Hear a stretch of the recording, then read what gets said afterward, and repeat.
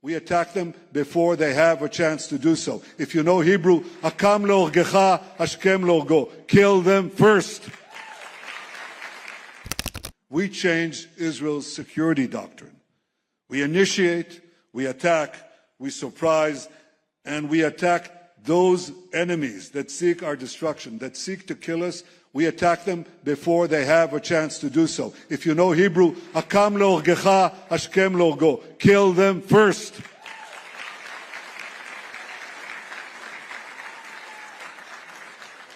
Now, I came here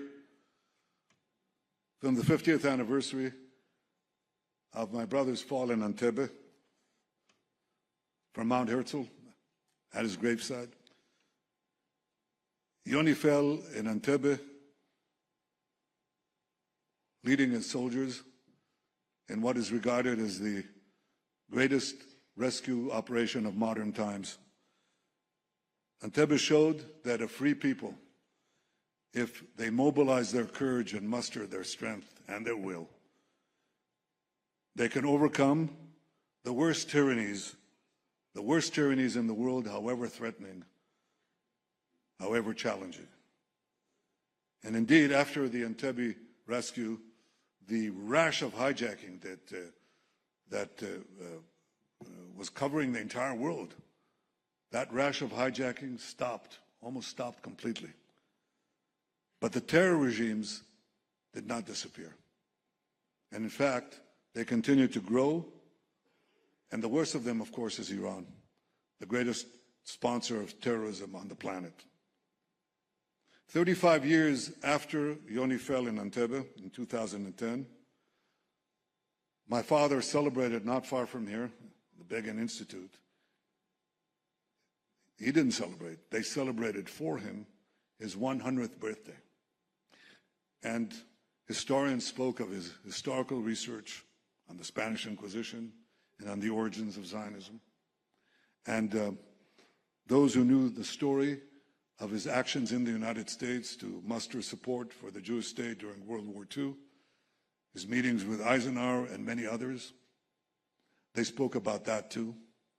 And after a day's worth of lectures and compliments and praise, my father came to the stage, unaided. He was 100 years old. And he said this. He said, thank you for your compliments. Thank you for these kind words. But time is short. So let me get right to the point. And here's what he said. Here's the point. Iran vows to destroy the Jewish state. The people of Israel are showing the world how a nation should behave when faced with an existential threat. Stare unflinchingly at the danger, calmly consider what needs to be done and what can be done, and be ready to enter the fray at the proper moment. And then he ended his words. These are the last public words in my father's life. This leads to my certain belief, he said, that our people will roll back this danger to our existence. Well, 16 years later, we did just that.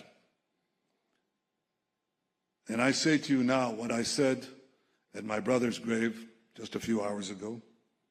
Today, I said, no matter what happens in the talks, with an agreement, without an agreement, I pledge to you that Iran, as long as I'm Prime Minister, will never have a nuclear weapon. Never. As long as I am the Prime Minister of Israel, I will not let that happen.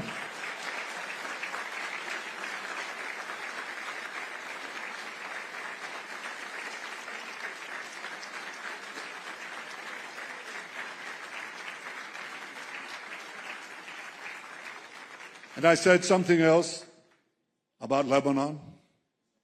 I said, and I repeated here a few minutes ago, as long as we need to protect our people, we will remain in the security zone in South Lebanon. And the reason is perfectly understood. No country would be asked to do otherwise. Now you imagine the United States.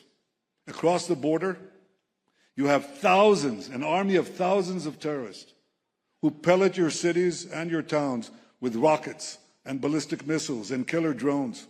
They kill your soldiers, they kill your citizens, they kill your children. And they threaten them every day. Well, what would America do? Would it say, well, there's nothing we can do? Let's hold our fire? Is that what America would say? No. You know damn well what America would do. It would cross the border, create a security zone, kill the terrorists, and protect its people until the threat is removed. That's exactly what we are doing.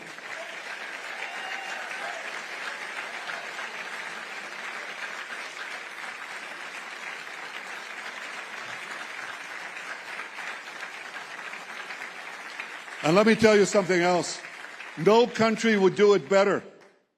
No country would do it better.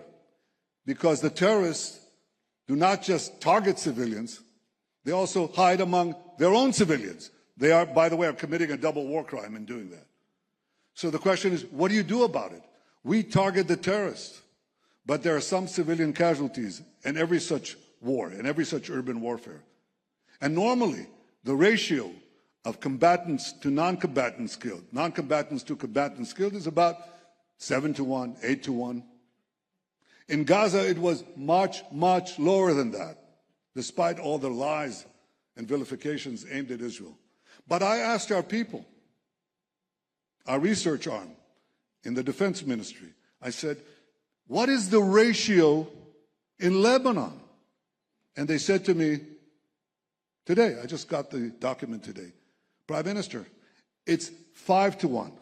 No, not 5 civilians killed for every terrorist. 5 terrorists killed for every civilian that is harmed in the process. 5 to 1, unheard of, unheard of. Because no army goes to such lengths like the Israeli army to target terrorists and minimize civilian casualties. We should be commended for it, not condemned.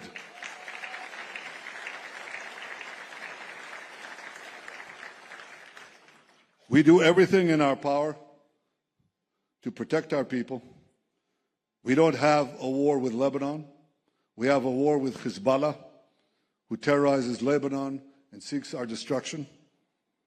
And when that proxy of Iran is no longer a threat, when it's dismantled, when it's disarmed, yes, we'll have peace with Lebanon, and I look forward to signing it. By the way, Mark, I intend to be here for quite a while.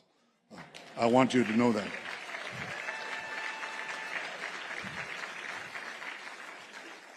These and other matters are the interests of security of the State of Israel.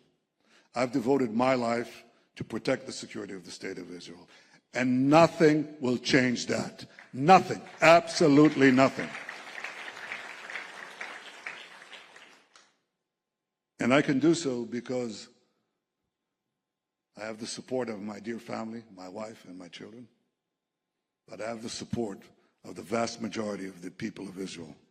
Our people are so strong. They're so strong. Our soldiers are brave. There are no braver soldiers on the planet. They're so heroic.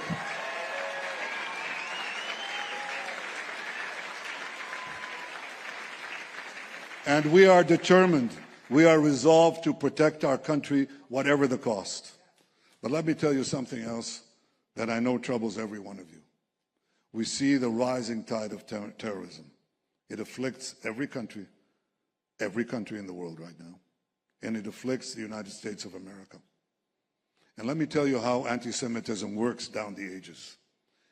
Ever since we lost our country and we became defenseless, we were defenseless not only against physical attack, but against the vilifications that often and always preceded them. So we were faced in one country with such vilifications, and that led eventually to either one of two things, either exile or massacre.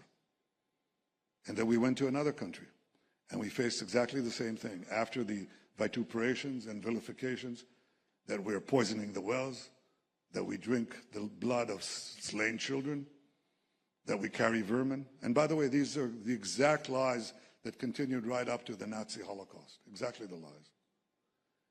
So we were faced with these vilifications, and then we were massacred, and then we pushed to another country and another country, and the same thing happened over and over and over again.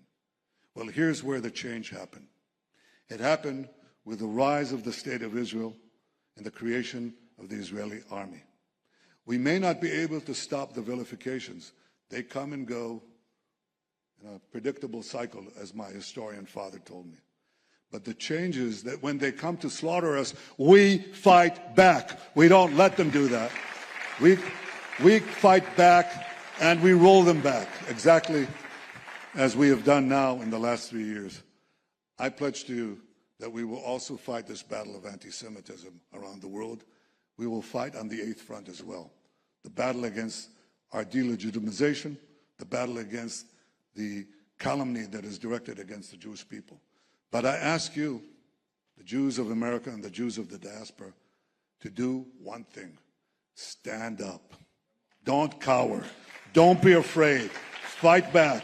Because people will only respect us if we respect ourselves. And when they level lies at us, throw back the truth and do it standing up. Stand up for the truth. Stand up for Israel. Stand up for the Jewish people. Stand up for the Jewish future. Thank you all. Thank you.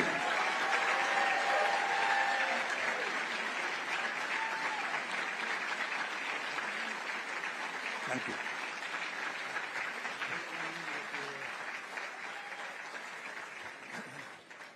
Mr. Prime Minister, as chairman of the JNS International Policy Summit, we are so thrilled that you came back again this year to deliver the Prime Minister's address. For those of us who were here last year, we could still hear your words. It is your vision. It is your bold leadership. It is your voice. And it is your strength that gives all of us not only strength, not only hope, but belief in the great future of Israel, the Jewish people, and our Christian Zionist allies around the world. Thank you, Mr. Prime Minister. Thank you. Thank you. Thank you.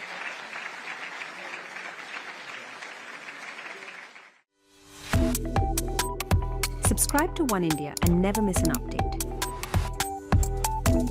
Download the One India app now.